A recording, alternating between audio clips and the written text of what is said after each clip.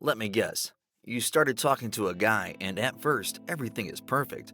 He's texting you first, showing you real interest, and asking questions, and even making plans. You feel excited because, for once, you've met a guy who actually seems serious. But then, out of nowhere, things change. Suddenly, his text becomes shorter. He takes hours, sometimes even a whole day, to respond. He stops initiating as much, and when he does, the effort is nowhere near what it was in the beginning. And now you're left wondering, what happened? Did I do something wrong? Did I say something that turned him off? Is he losing interest? At this point, most women panic.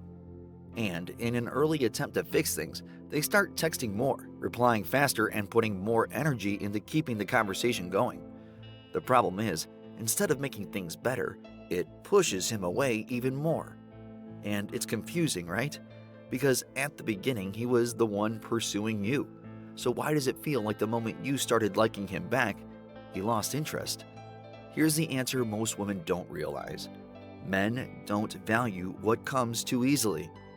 If something feels too available, they don't feel the same urgency to put in effort. And the second a man feels like he has you completely, he stops feeling the need to chase.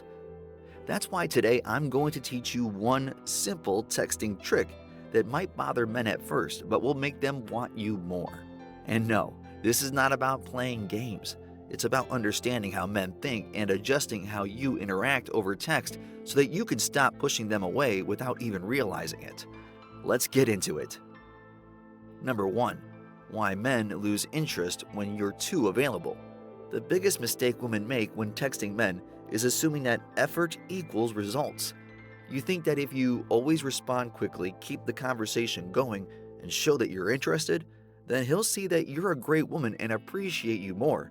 It makes sense in theory, but in reality, it doesn't work like that. Because attraction isn't built through comfort, it's built through tension. Think about it. Why do men become obsessed with women who seem slightly out of reach? Why do they chase after women who aren't always available? It's not because they like rejection, it's because those women aren't too easy to get. When a man feels like he has to work for your attention, he values it more. And when a man feels like he already has you, his subconscious starts telling him, I don't need to put in as much effort. I could take my time responding, she's always there. Let me pull back and see if she chases. And once that happens, the dynamic shifts. At first, you might not even notice it. Maybe he takes a little longer to reply than usual. Maybe his messages aren't as engaging. Maybe he stops initiating as often. And when that happens, your gut picks up on it. And you start wondering, is he losing interest? And that's when most women start overcompensating. They try to make up for a lack of effort by putting in even more effort themselves. They double text him when he already doesn't reply fast enough, send long, detailed responses to his short messages, and they keep trying to carry the conversation. And here's the problem with that. The more effort you put in when he's pulling back, the more it confirms that he doesn't have to do anything to keep you interested.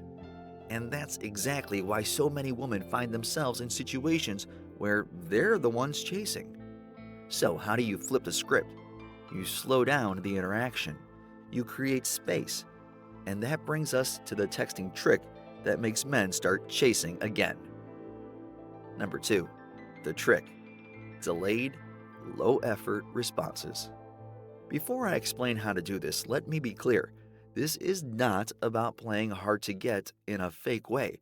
This is about breaking the cycle of overinvesting and shifting the dynamic so that he feels the need to put in effort again.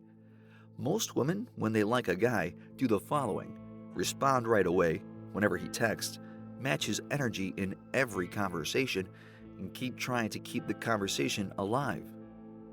Now, this seems harmless, but over time, it creates a situation where he stops feeling any urgency to put in effort. So instead, here's how you could change that. The next time he texts you, don't reply instantly. If you usually reply within minutes, wait an hour. If he sends you a long message, don't always match it. If he stops asking questions, don't try to carry the conversation. Here's a simple example. Let's say that he texts, "Hey, how's your day?" Most women reply immediately with something like, "Hey, my day is good. I went to work, went to the gym, and now I'm cooking dinner. How about you?" Now, that response gives him everything at once. Instead, try this: wait 30 minutes to an hour before replying, and then keep your response short and casual. Pretty good, just getting stuff done. You? Do you see the difference? This creates a subtle shift where he now feels like he has to pull more out of you. And when a man feels like he's putting in effort, his brain automatically starts to value the interaction more. Number 3, why it bothers him, but works. Now here's where things get interesting. When a man is used to immediate, high-effort responses, he expects it from you. So when you suddenly slow down your replies, he notices, and whether he realizes it or not, it bothers him. Not in a bad way, but in a way that makes him think about you more. He starts wondering, why isn't she replying right away? Is she busy? Is she losing interest? I should send something more engaging so that she responds faster. And this is exactly how you reverse the dynamic. When a man feels like he has to work to keep your attention, he naturally becomes more invested. He'll start texting first more often, put more effort into keeping the conversation going, and feel more urgency to see you in person. And the best part? You don't even have to do anything extra. You're simply controlling the pace instead of letting him dictate the energy of the conversation. Number 4, the busy but interested energy. Now, this is where a lot of women mess up. Some take this advice and start ignoring men completely or acting distant in a way that feels unnatural. That's not the goal here. You respond, you still engage, you still show interest. But instead of chasing, you respond on your own time and your own terms. And when you do that, you create the perfect balance, where he feels like he needs to keep putting in the effort to win your attention.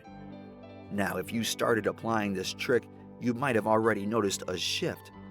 Maybe he's texting first more often, sending longer, more engaging messages, and putting in more effort to see you in person. And that's exactly how it should work. But here's the thing. If you're not careful, you can overdo this and accidentally push him away completely. So, in this part, I'm going to break down the biggest mistakes women make when using this trick, how different types of men respond to it, and when to stop so you don't sabotage a good thing. Let's get into it. Number 1, the biggest mistake women make when using this trick. Now that you understand why less texting makes men chase, the next step is using this strategy the right way. Because if you take it too far, it can backfire. So let's talk about the 3 biggest mistakes women make when trying to apply this. Mistake number 1, ignoring him completely. One of the worst things that you can do is go from being fully engaged to suddenly ignoring him. Some women hear this advice and think it means that they should stop replying for days at a time, leave him on read constantly, or never initiate a conversation. This is not the goal. The goal is not to ignore him. It's to create a sense of balance where he's putting in effort instead of you always doing all the work. If you never engage at all, he might think she's not interested, or I'm wasting my time, or she's playing games and I don't like that. And instead of chasing you, he'll just move on. What to do instead? Still respond, but on your time. If he texts you, you don't have to drop everything and reply immediately. Wait 30 minutes, an hour, or even a few hours if you're actually busy. Keep some conversations short. You don't always have to match his energy. If he sends a long message, sometimes respond with a casual like, or that's cool, or haha, nice. Be unpredictable. Some days reply quickly, other days take your time. The key is breaking patterns so that he doesn't feel like he has full control over the interaction. Mistake number 2, being too obvious about it. If you go from texting him all the time to suddenly taking 6 to 8 hours to reply every single time, he's going to notice. And if it feels forced, it will feel like a game. Men don't like being manipulated. If they sense that you're deliberately trying to control the dynamic, it can backfire.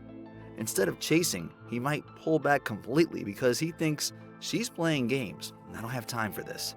If she's not interested, I'm not going to force it, or I'll just move on to someone who actually wants to talk to me. What to do instead? Make sure you're actually busy. If you're always replying instantly, he'll assume that you're waiting by your phone. But if you're out living your life, he'll respect the fact that you have things going on. Don't be predictable. If you're constantly taking 5 to 6 hours to reply to every single message, well then he'll notice. Instead, mix it up. Some days reply quickly, other days take longer. Use natural distractions. Instead of waiting for just the sake of it, actually go do something. Work out, go out with friends, focus on your hobbies. That way, you're naturally responding at different times instead of following a formula. Mistake number 3. Keeping him in the chase forever. This is the most important mistake to avoid. Some women get addicted to the power of making a man chase, so they keep him in that state forever. At first, he's excited. He feels like he's working to win you over. But if he never feels like he's making progress, he'll get tired and move on. Because while men love the chase, they also need to feel like there's a reward at the end. Here's what to do instead. Once he's consistently putting in effort, match it. If he's texting first, making plans, and showing up for you, start giving him more attention in return. Give him little wins. If he puts in the extra effort, acknowledge it. If he initiates a plan, say yes. Show him that his effort is paying off. Transition into a balanced dynamic. The chase isn't supposed to last forever. Once you see that he's invested, you can start engaging with him more naturally without fear of losing him. How different types of men respond to this trick. Not every man will react the same way to this strategy. So let's break down how different types of men respond and how to adjust accordingly. Type number 1. The high-value confident man. This is the guy who is used to getting attention from women. If you're too available, he'll lose interest quickly because he gets plenty of attention already. But when you create a little bit of distance, he notices. He respects women who have standards, so when you don't immediately drop everything for him, he sees you as high value. How to handle him? Be confident. He'll chase if he sees you as a prize. Don't overdo the distance. Once he starts investing, engage with him. Keep your life exciting. He's attracted to women who have big goals and a lot going on. Type number 2, the emotionally insecure man. This guy has low self-esteem and needs constant reassurance. If you take too long to reply, he might start acting needy or even pull away completely. How to handle him? If he starts acting insecure, don't overcompensate. Let him work through his emotions. If he can't handle a normal level of distance, he's not the right guy. Emotionally secure men don't need constant validation to stay interested. 3. When to stop using this trick. Once a man starts consistently putting in effort, you don't need to keep making him chase forever. Instead, you want to transition into a balanced dynamic where you both are engaged in the relationship. Signs you should ease up. He texts first most of the time. He's making an effort to see you. He's consistently showing interest. At this point, you don't need to hold back anymore. Instead, focus on building the emotional connection so that the attraction turns into something real. So, at the end of the day, it all comes down to one thing: creating the right balance. Men are wired to chase, but only when they feel like there's something to work for. If you give too much too soon, the effort drops. But if you create just enough space, he naturally steps up.